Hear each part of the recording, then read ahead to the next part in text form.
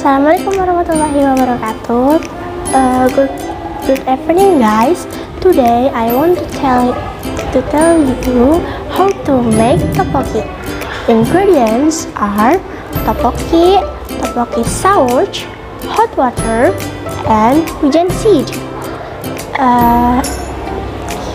Tools are pan, bowl, fork, and stove. First, pour 100 ml water in the pan and turn on the stove and add tteokbokki in the pan. Then cook with medium heat and take tteokbokki sauce.